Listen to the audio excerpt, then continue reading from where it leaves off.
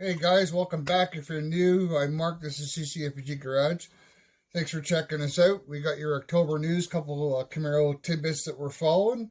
Other than that, not a lot going on. It's been pretty quiet, but we got a few things that we want to share, so let's get at it. So it looks like Camaro gained 5% segment share in Q3 of 2022, which I guess is not really a big thing, but that 5% doesn't sound like a lot, but really it is. I guess the more important part here is the looking over this is that Q3 year over year is a 52% increase, and then year to date 27% in the U.S. and in Canada 62% Q3 versus Q3 2021, and then 17% year to date for Canada. So pretty big numbers. Now a lot of it could say, this is all COVID and, this and that, but they're still positive numbers, and, we know the car's selling, right? So anyways, that's some good news that we're looking through. And then, the other big thing is the Camaro heated, seat retrofit, right? Because of the constraint, GM starting to retrofit, those orders, where people had paid for heated seats and they couldn't get them. So just reading through this article here from GM Authority, customers affected by a recent constraint for heated ventilated seat features in the 2022 Camaro will be happy to learn that GM is now retrofitting these features as part of the GM CSP. Previously, the heated and ventilated seat features for the 2022 were under constraint, as we all know, as a result of the global microchip shortage. Heated front seats were tagged RPO KA1, while ventilated front seats were tagged RPO code KQV. Both features are usually equipped on standard 22 Camaro 2LT, 3LT, 2SS, and ZL1 trims.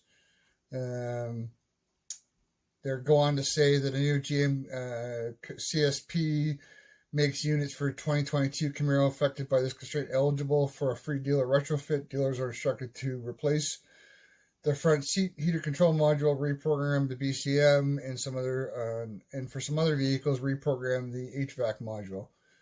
We'll put all the links in the description for that one, but that is good to hear. Also, GM is offering for those that want to lease or whatever in your climate where you can drive it, all year round. 24-month lease, $279 a month, up to LT1 model.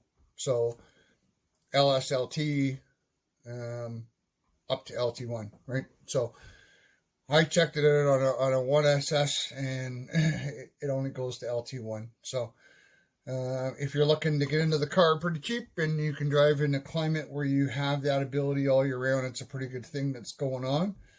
Again, not a big video, right? We just want to make sure that we get the stuff out to you, and we're trying to hold off, just trying to find out as much news as we can before we release our October news. As promised, we want you guys to know that I pay attention to what's going on, and I really appreciate everybody's comments.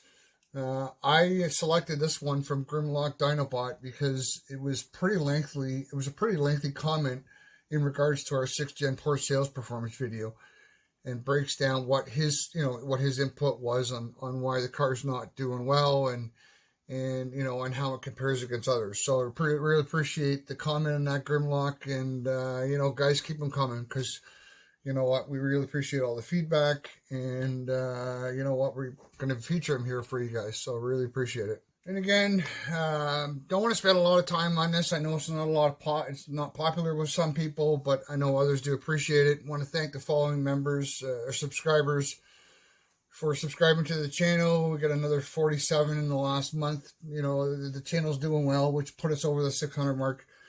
Can't say it enough. Really appreciate all the support for you guys that you guys give me.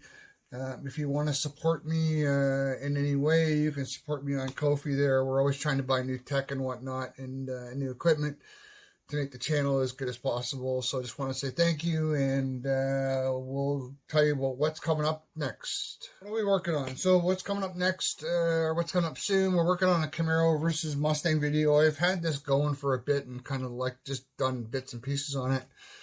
and it deleted it and started doing it again. So we're working on that. And also there's an update on that. We did a video on this excessive oil consumption with these GM V8s, and they don't necessarily just go with the V8s. They tend to happen on the 4s and the 6s. So we're going to be doing an update with that. There's more court cases that are being allowed to be seen in the U.S. And so I think GM's going to have to do something about it pretty soon, even though I think it's a pretty uphill climb. The lawyers may, squash it because that's what lawyers do. But